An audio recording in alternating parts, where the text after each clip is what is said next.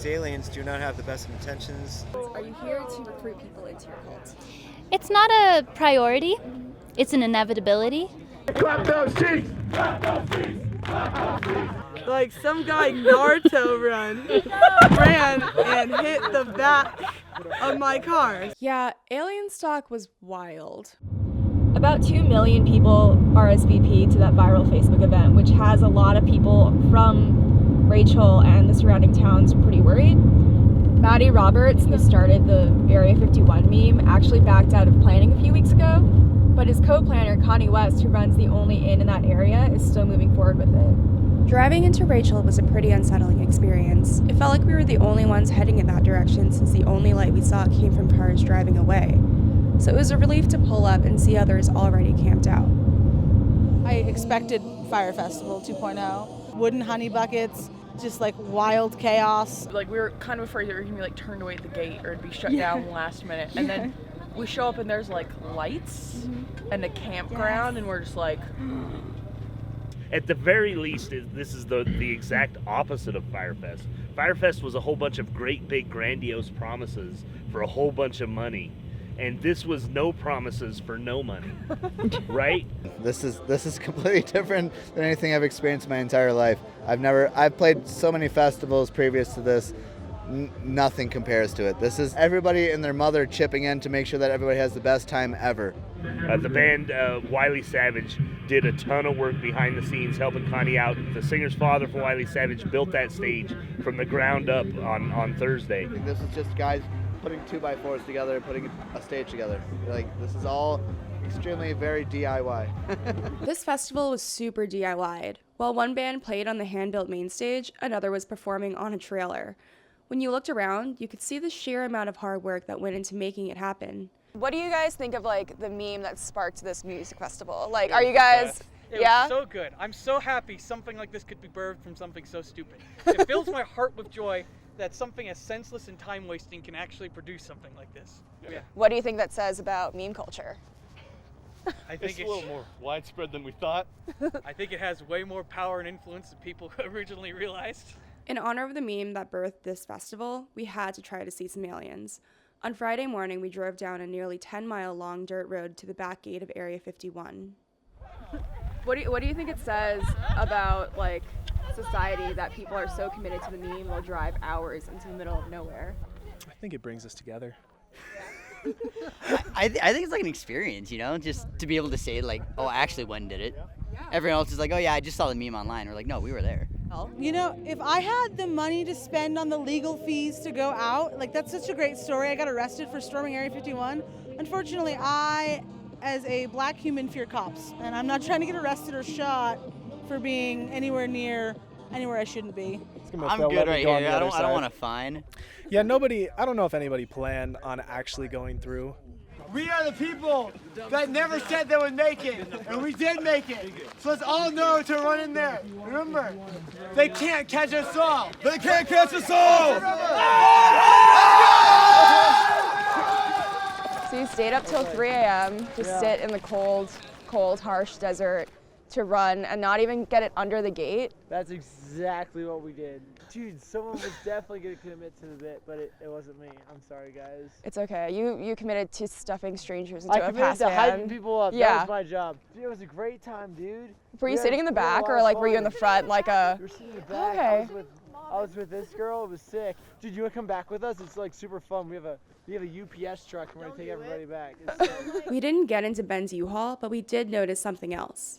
I think they're genuinely just more news crews than actual human beings. Everyone was worried that people would actually try to break into Area 51.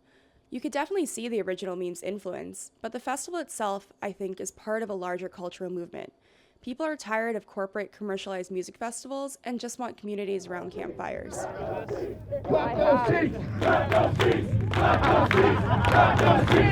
think between the mobile strip club party bus that lights up and then that band playing off of a converted trailer, I'm not sure this is really a music festival so much as I don't even know how to describe this. It is a congregation of weirdos doing their weird things. The vibe of this area really feels like summer camp without camp counselors. It seems like there's a third stage, kind of makeshift. And by stage, I mean there are people on the ground and other people at the same level as I'm watching them play. And at this point, I'm wondering if Alienstock has any rules at all. Like, honestly, everyone online was like, it's gonna burn. And like, we showed up, we're like, maybe it's gonna burn. And then we got here and we're like, oh fuck, people are here, cool. Like, let's chill, that's dope. It's not Woodstock or Burning Man levels, it's this startup that's right in between on there. The vibe of this festival has honestly been just extremely colloquial and love. We went to set up our tents and you guys helped us, and there was people just walking by saying, hey, you guys need some help? It's just basically people getting together and just nickel and diming to make sure that everybody has a good time. Exactly. We're making grilled cheese, we're handing it out for free, but accepting donations, of course. We wanted a sense of community within this event. And we want to have a nice way to be able to meet all the people here, because there's all breeds of people, and it's really, really interesting. I don't see much selling going around here. There's a lot of people trading stuff and just having good times and being really generous. Like, we forgot plates. Through donations and asking people for stuff, we did get what we needed.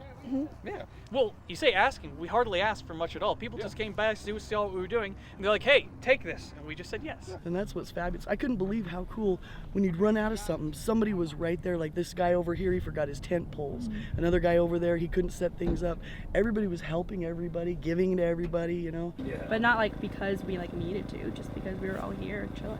Definitely the highlight of the experience has been just like screwing around in the campgrounds and sharing our random food supplies that we managed to bring. I love it. It's the way humans are supposed to be, right? Everybody who came knew we were going to need to share. We were going to need to have this experience. We're all going to be dirty. We're going to be stinky. There's going to be messes, you know, and it was going to be up to us to not ruin it. I mean, everyone I've talked to seems like they're already planning on blocking off the weekend and hoping it happens next year. I've decided like it's a very American youth cultural event. Yeah. Like this is like Definitely to me the like epitome of the current cultural shitpost zeitgeist. it's the meme that went too far and then just far enough at the same time that it actually developed into something beautiful. In the middle of nowhere. Pretty much. I can't wait for next year. I can't wait for next year. You're coming next year? Oh, definitely. Hell yeah. That was like, even if they don't plan something, we met so many people here. We're like creating got a so Discord many with our info. closest Yeah, contacts. so we and were like Snap group and stuff, and we're just gonna rent an Airbnb out here. I think it's community. I think people got to make amazing friendships that are going to last forever. Absolutely. What's in the list for next year? To wait and see. This is the Black Mailbox, which was once a meeting spot for UFO hunters. It's kind of just in the middle of the desert, right off extraterrestrial highway. UFO hunters would come here because it was pretty much the only landmark on the road. There's really nothing for miles that way or that way. But this one mailbox was here to exchange information and leave letters to aliens. What's in there? A joint. What else?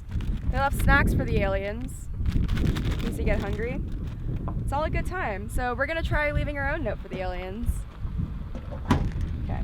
I think overall Alienstock was less of a music festival and more like the Black Mailbox, a place for people who believe that there's something else out there to gather and bond and create a community. And we want to pass along that message. So got a letter to the aliens.